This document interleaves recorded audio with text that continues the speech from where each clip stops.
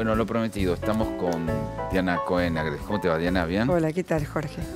Esta conversación sucede en un momento muy particular de la Argentina, donde el descrédito por la justicia es gigantesco, casi como nunca, por lo menos en la era democrática. Claro que hay toda una parte de la sociedad, sobre todo mediática, que entiende por justicia la parte federal, los jueces federales. Sin embargo, hay una crisis muy profunda en la otra justicia. Justamente Usina de Justicia se está ocupando de esto. Y me he enterado, aquí tengo los papeles, de que Usina le ha presentado a Rosati en la Corte Suprema precisamente una serie de propuestas para cambiar. ¿De qué tratan exactamente? Básicamente no son propuestas de cambio, sino un programa de saneamiento de la justicia. Porque la justicia está enferma y los argentinos estamos cautivos de esa justicia. Porque vos pensás que es el único poder que no podemos elegir. Tanto en el poder ejecutivo como en el poder legislativo tenemos la posibilidad de cada tantos años poder renovar las autoridades, a pesar de que lamentablemente acá en la Argentina los políticos nunca se jubilan y realmente siguen de por vida. Pero bueno, en principio, por lo menos formalmente, cada tanto se renueva esa posibilidad.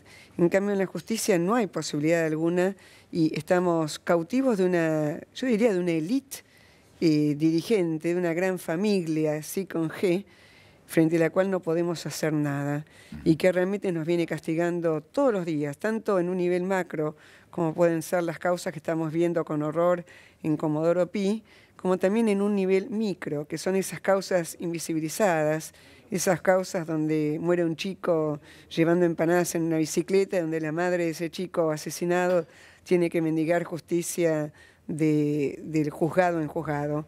Eso es lo que la Argentina muchas veces no ve, lo que la dirigencia no ve, lo que la élite ilustrada no ve, lo que realmente muchos de los políticos no ven, pero que sin embargo va socavando no solamente la sociedad, sino también creando mucho resentimiento y realmente mucho dolor en una sociedad que ya está enferma. Hay una ideología en las facultades de Derecho, ¿no? De hecho, vos quisiste dar una clase y no te dejaron. Ahí el zafaronismo es importantísimo. ¿Cómo nace esta ideología que sustenta toda esta familia, como le decís vos? Bueno, para decir verdad, no nace solamente con Zaffaroni. Cuando Alfonsín sube al poder, creo que a partir de ese momento el gran problema que sucedió en la Argentina es que se confundió la autoridad con el autoritarismo. Entonces se intentaron invertir todos los valores. Y en ese momento había un debate entre Carlos Nino y Zaffaroni. Carlos Nino era un autor, realmente un gran jurista, que falleció trágicamente al poco tiempo de este debate, lamentablemente, digo yo, donde Carlos Nino solamente defiende la función disuasiva de la pena. Es decir, si yo sé que si violo la ley, entonces voy a ir presa, entonces no la voy a violar precisamente para no ir preso. Y en cambio, Zaffaroni, que además tuvo un célebre debate con Carlos Nino, decía que no, que la pena no sirve para nada. Él se autodefine como un agnóstico de la pena. Entonces, en función de eso, lo que fue el programa Zaffaroni, que está muy bien descrito en un libro que se llama En busca de las penas perdidas, fue implosionar la justicia desde adentro. Entonces él proponía esta implosión que por otro lado, en una nota al pie, él mismo reconocía que su programa se había intentado llevar a cabo en los países nórdicos, pero que había fracasado, él decía, por razones extrajurídicas. Pero lo cierto es que, por otro lado, renglón seguido, él decía que esta teoría que él proponía era un ideal, un ideal, pero entiéndase ideal, no como algo irrealizable, sino como algo a realizar. Deseable. O sea que fue No, que además él se proponía realizarlo y efectivamente lo realizó. Es decir, es una utopía, pero entiéndase por utopía no un ideal irrealizable, sino un ideal a realizar como proyecto. Pasaron 25 años y nosotros podemos decir que efectivamente él logró realizar ese ideal. Porque si existe justicia legítima, si existe la corrupción que existe en el sistema penal, si existe jueces comprados, y todo lo que acompaña a estas decisiones absolutamente arbitrarias que vemos en el día a día, es en gran medida gracias a Zaffaroni. Lo que pasa es que también hay gente que acompañó a Zaffaroni, que no tenemos que olvidar. Yo voy a poner un ejemplo muy concreto para no dar nombres en vano. Cuando fue el juicio a Axel López fue ese juez penal que, entre otras cosas, liberó al asesino de la familia de Matías Baniato. No es que lo liberaron, en realidad lo habían mandado al extranjero, a España, porque él era español, y hay una ley según la cual que no se pudo modificar, hace muy poco se trató de modificar, no se pudo modificar, cuando un extranjero delinque, pasado un tiempo, creo que es la mitad de la pena, después puede ser expatriado. Este asesino volvió, Axel López ni miró el expediente, lo dejaron entrar y volvió a amenazar a Matías Baniato. Pero no fue el único caso. También dejó libre al asesino que después terminó matando a Barnia, que incluso su padre está trabajando con nosotros en Usina, Guillermo Barnia. Y también en ese momento el juicio fue por Tatiana Colosies, porque un remisero, en realidad un asesino que había ya no solamente violado y matado a una joven acá en Buenos Aires, sino que lo habían dejado libre, se fue al norte, se hizo pasar por remisero y finalmente violó y mató a una joven llamada Tatiana Colosies. Entonces se le hizo un juicio a Axel López. Toda la corporación judicial dijo que no se lo podía juzgar porque ningún juez puede hacer futurología. Eso es muy discutible. ¿Por qué? Porque una persona que violó y mató en repetidas oportunidades perfectamente puede llegar a violar y matar de nuevo. Y bueno, lo cierto es que en ese momento hubo toda una serie de grandes personalidades de la Argentina, desde Aslanian hasta Gil Lavedra, desde Leandro Despuy hasta también otras personas, Muñolo también, el que dirigía el servicio penitenciario y que también de alguna manera colaboraba en Batallón Militante. Bueno, todas estas personas reconocidas, incluso muy bien conceptuadas, algunas de ellas, mandaron una carta a al diario Clarín, solicitando que no siguiera adelante ese juicio y justificando el proceder de Axel López. Lo que te quiero decir que el problema no empieza y termina en Axel López, sino que el problema, ni tampoco en Zaffaroni, sino que el problema atraviesa gran parte del Poder Judicial. Es un problema cultural de la justicia argentina. Es un problema cultural de la justicia argentina, porque aquel que no es zaffaroniano pertenece a esta escuela de Nino, que en gran medida, claro, Nino estudió y trabajó en Estados Unidos, y en Estados Unidos no podemos comparar nunca la justicia estadounidense con la justicia argentina, porque en Estados Unidos una persona va presa por homicidio o mata a 2 o 3 personas y está 70 años presa. Y en Estados Unidos hay pena de muerte. Acá no hay pena de muerte. Acá vos podés matar y en 4 o 5 años estás en la calle. Y si matás con un auto, directamente ni siquiera vas preso. Ahora, hay un acompañamiento de estas doctrinas judiciales por parte de, por lo menos una parte de la sociedad, y básicamente de la sociedad ilustrada de la clase media, a la que vos denominás buenismo. Practican buenismo. Explícalo un poco. Yo creo que tiene que ver, bueno, no lo digo yo, sino que hay trabajos hechos, ¿no? En distintas bibliografía extranjera, porque acá prácticamente no encontrás bibliografía de este orden. Para poder trabajar sobre justicia de una manera seria y no sesgada, tenés que leer bibliografía española, francesa, anglosajona. El problema es que el delincuente que sobrevive despierta de alguna manera empatía. Esto desde un punto de vista psicológico. ¿Por qué? Porque una persona prefiere identificarse con aquel que ganó, con aquel que pudo, y no con aquel que perdió. Esto desde el punto de vista psicológico. Pero además es una cuestión cultural que en gran medida es deudora de la teoría Zaffaroni, según la cual se invierte el orden entre la víctima y el victimario. Entonces, la víctima está muerta, entonces no hace falta que... Es una cuestión abstracta, como se dice en este momento. Que es falso porque la víctima está muerta porque hay alguien que lo mató. Y además porque hay cientos de personas que la lloran, tanto los deudos como los amigos, sobre todo en el caso de la Argentina, donde se mata gente muy joven y donde también quienes matan también son muy jóvenes. Y además porque es el único país, junto con algunos países de Latinoamérica, donde penetró la doctrina Zaffaroni, en que se mata por un celular. Eso es lo extraño de la Argentina. Entonces, ¿qué es el buenismo? Es poder precisamente invertir el orden entre la víctima y el victimario y justificar al victimario diciendo que por su condición social no podía hacer otra cosa. Y eso es una cuestión muy grave desde el punto de vista teórico y práctico y también jurídico. ¿Por qué? Porque es un paternalismo, es un falso paternalismo que de alguna manera le está restando toda autonomía y todo poder de decisión a la persona que transgredió la ley. Lo exculpa. Lo exculpa. Y además acá hay otra cuestión con la cual yo de alguna manera voy a unir a Zaffaroni con la gente que sigue la doctrina de Nino. Y es el hecho que a partir de Kelsen fue un estudioso del siglo XX, que él elaboró una teoría según la cual cuando se comete un delito, se está transgrediendo la norma. Entonces, cuando la justicia castiga a quien transgredió la norma, no está castigando porque mató, porque violó o porque robó.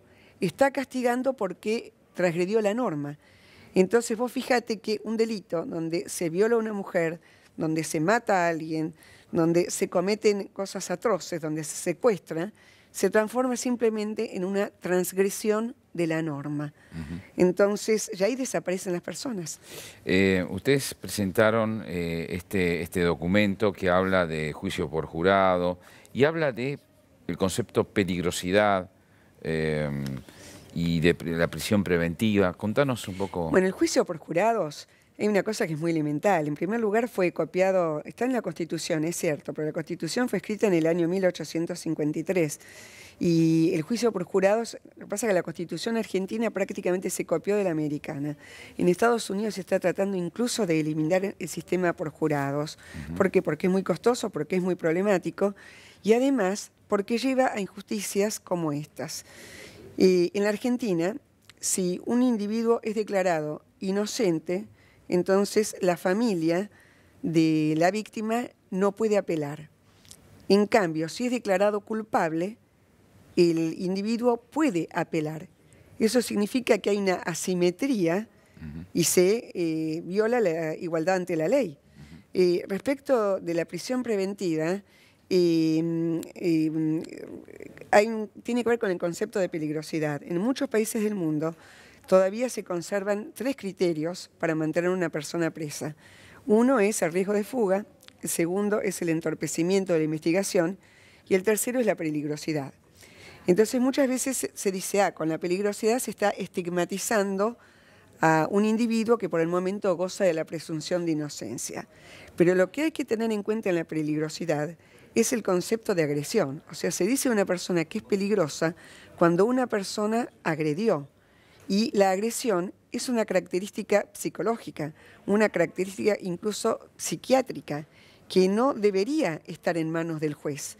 Entonces, cuando un perito, que ese es otro de los problemas, cuando un perito pasa un informe donde, donde dictamina que un determinado sujeto tiene un alto grado de agresividad, entonces ese sujeto no puede salir libre. ¿Por qué? Porque el juez debería precisamente declararlo como el peligroso. La prisión preventiva, ¿qué proponen ustedes? Porque es un tema...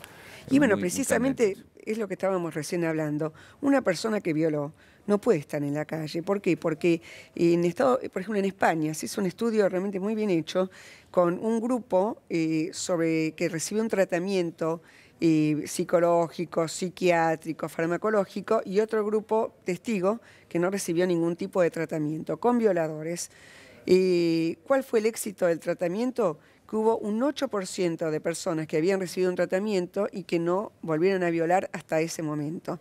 Eso significa que hay 92 personas que violan. Pero hay otra cosa más con el concepto de peligrosidad, que además es lo que realmente yo personalmente y gran parte de la gente que trabajamos en usina de justicia, en particular las víctimas, adherimos.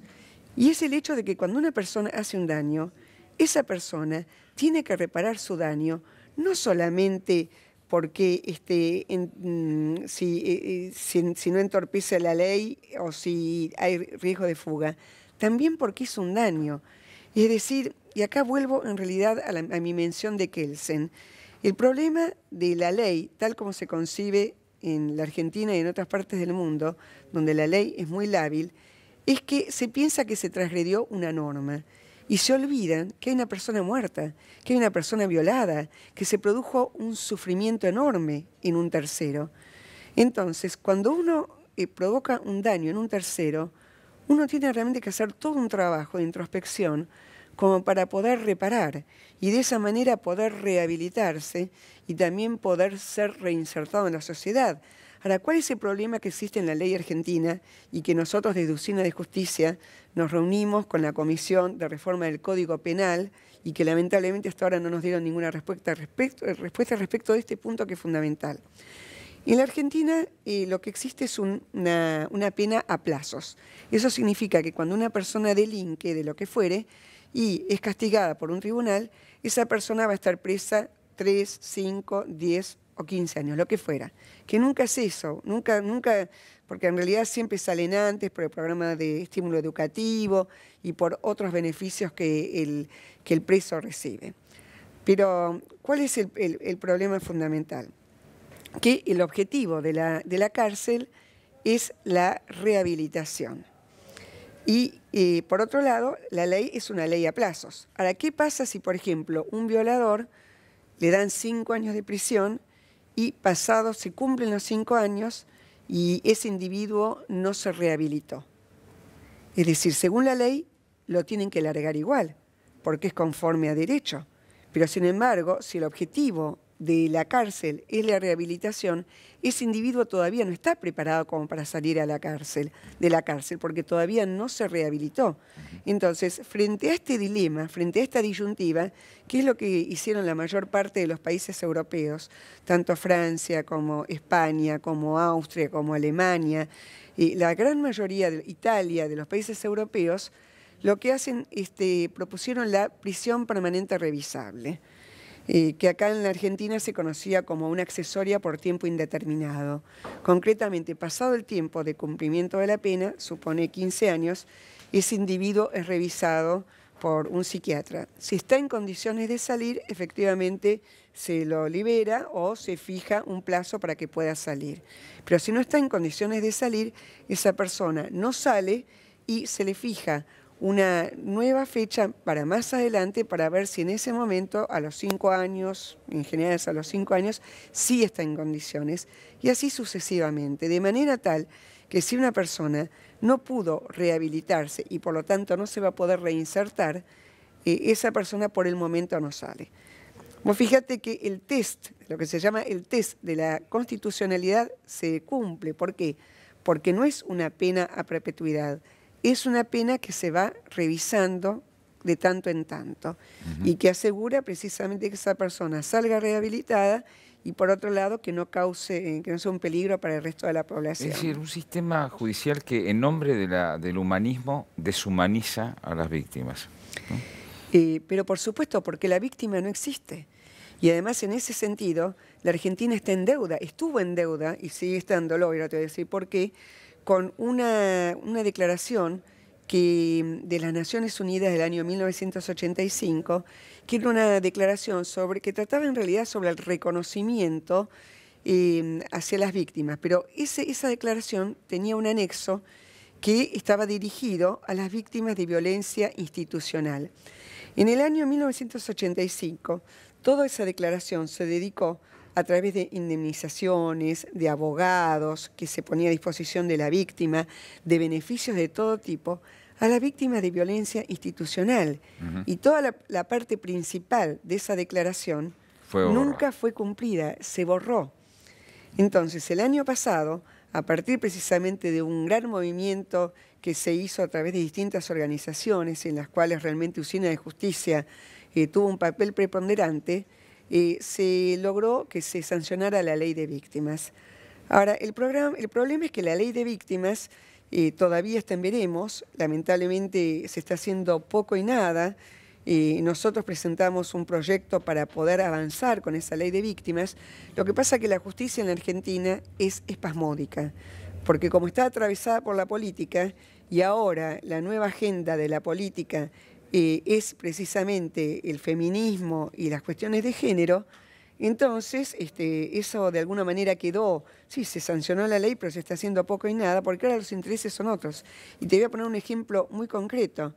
Hoy en día, hace poco se sancionó un beneficio para los hijos de los femicidas, que a mí me parece muy bien, porque realmente que un padre mate a su mujer deja a un chiquito en un estado realmente de desesperación y de indefensión difícilmente imaginable.